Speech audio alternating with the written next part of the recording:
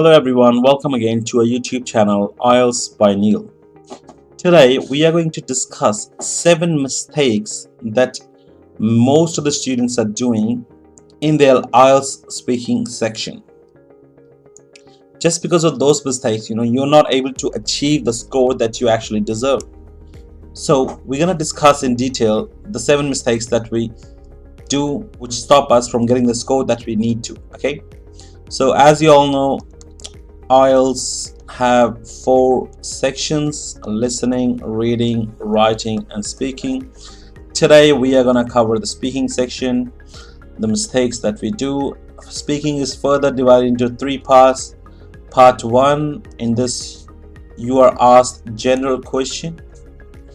So when you go to the examination room, they'll ask you, what's your name, where are you from, what are your hobbies, what you like, dislikes, very general questions. Okay, and the next part is part 2, in which you get a cue card. Okay, so you'll get a topic on, you'll need to speak for 2 minutes on that topic. Also you'll get 1 minute to prepare. Okay, and the part 3, that is discussion questions. Okay, in these questions you'll need to give long answers, and these one are short answers, but short are not really short. They are like 2 to 3 sentences, and long are like 4 to 5 sentences. Okay, so today we're gonna cover what the mistakes that you do in all the 3 parts. Okay, so without any further delay, let's begin with the first mistake that we do. First one is giving short answers. This is very common. Okay, for example, if the examiner asks you, where are you from? Okay, so this is a part 1 question. If you say Melbourne, or I'm from Melbourne, and then you stop, that is wrong. Okay, you need to say something else as well. For example, you can say, well, I'm from Melbourne. It's one of the most happening city of Australia. Same goes with what kind of job you do. For example, if you're a teacher, you cannot say I'm a teacher and then stop. No, you need to say a few supporting sentences. For example, you can say, well, I'm a teacher. I love teaching.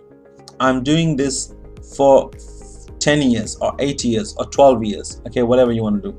Or you can say, well, I am a teacher by profession. I love to teach and see my students growing every day.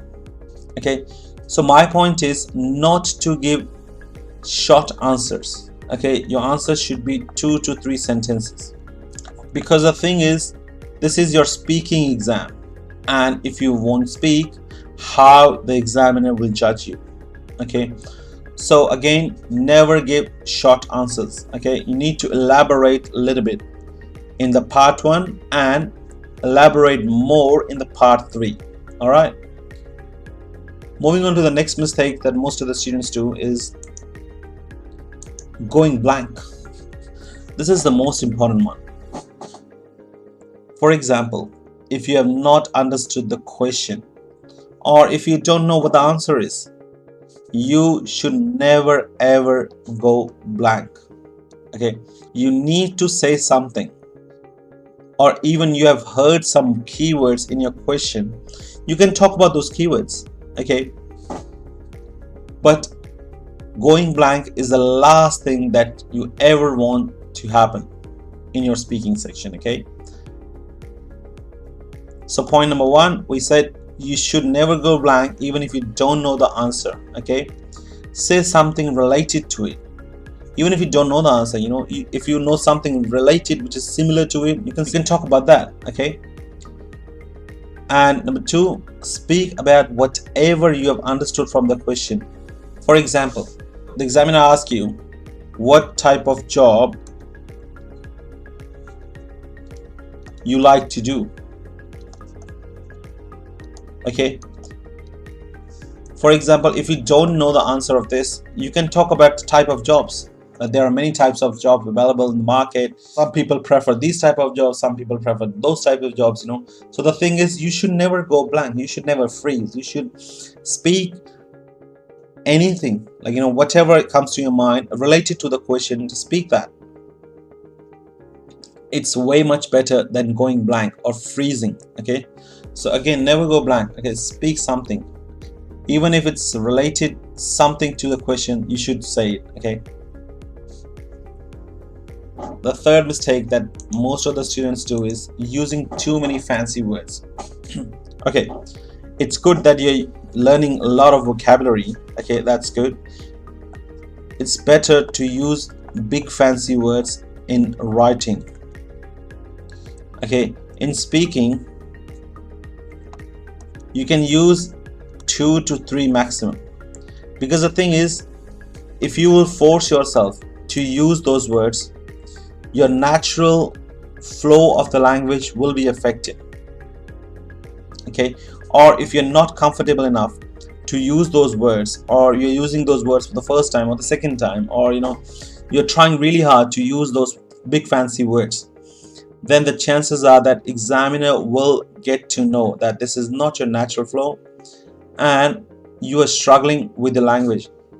This will end up decreasing your score. Okay, so the point you have to remember in the speaking is not to use too many fancy words, and focus on your pronunciation. That is most important thing. Okay, because they have to check your speaking, and pronunciation is very important part of the speaking. So rather than focusing on fancy words, focus on this pronunciation. Okay, so next time whenever you go for speaking, make sure you're pronouncing the words correctly rather than using new words. Okay, mistake number 4. Some people actually think that it is okay not to worry about grammar when they are speaking. That is totally wrong. Okay, whatever you are speaking, doesn't matter if it's a small sentence, if it's a long sentence, whatever it is, okay, it has to be grammatically correct, because grammar is one of the strong pillars of English. So you need to make sure that whatever you are speaking, it has to be grammatically correct. Doesn't matter if it's speaking, writing, whatever it is. Okay, English is based on grammar, so grammar is must. So make sure you are using correct tenses, singular, plurals, and correct verbs. Coming on to the 5th point, that is, some students actually worry about accent. Students, please note that you do not have to worry about accent at all, because see, everyone cannot have British accent, or everyone cannot have American accent. If someone is born in Singapore, how we can expect from that person to have a British accent? He or she will never have one unless he stays in the British language environment for many years. And also, accent has nothing to do with IELTS speaking. Okay, you're not gonna get more high scores for a good accent, because the thing is, accent is not important in IELTS speaking. Okay, and next point, please do not try to put on an accent which is not your natural, because the thing is, if you will try hard to put on an accent, you will lose your natural flow. Okay, which is the worst thing that can happen on the examination day. Okay, you do not want to lose your natural flow, you just want to focus on pronunciation. Again, I'm repeating, pronunciation, like how we pronounce the words, that is more important than anything else in the speaking. Okay, so accent is not important, please note that. Okay, next one is not being on time. Well, most of the students are on time, but this is for them who are not. Okay, so before you plan your journey for the exam day, you need to be careful of the possibilities that can delay your journey. For example, traffic jams, rush hours. Okay, so you need to plan your journey according to all the possibilities. You know your area well. Okay, so plan according to that. You should try to reach at least 30 minutes before the exam.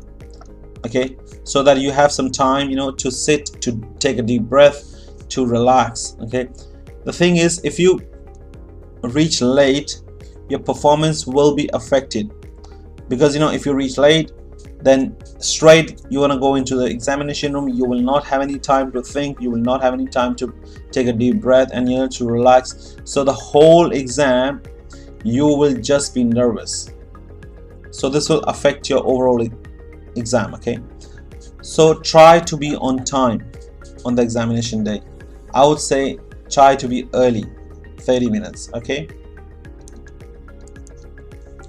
and the last one is, we need to warm up with English.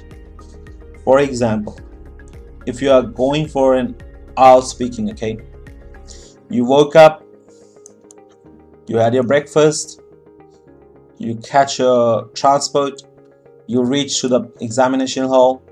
Okay, now you're ready to face the examiner. All of these steps until you have not spoken any English word. I'm talking about the people who are from non-English speaking countries. Okay, so since the morning until the exam, you have not spoken any word of English.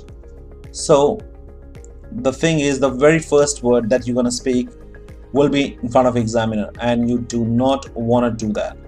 You need to warm yourself up. For example, before you go to the exam,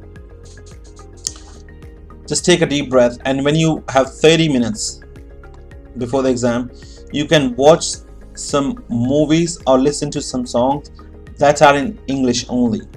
Okay, just so that your ears or your mind gets used to that English environment. Remember, before you go to the examination room, make sure you hear something or you speak something in English for at least 15 to 20 minutes. That is the most crucial thing. Okay, it may sound that it is not important, but it actually works. So these were some tips for your IELTS speaking. Make sure you follow up on all these tips, and I hope you have gained some knowledge out of this video. Please do subscribe to your YouTube channel. Thank you for your support. I'll see you in the next time.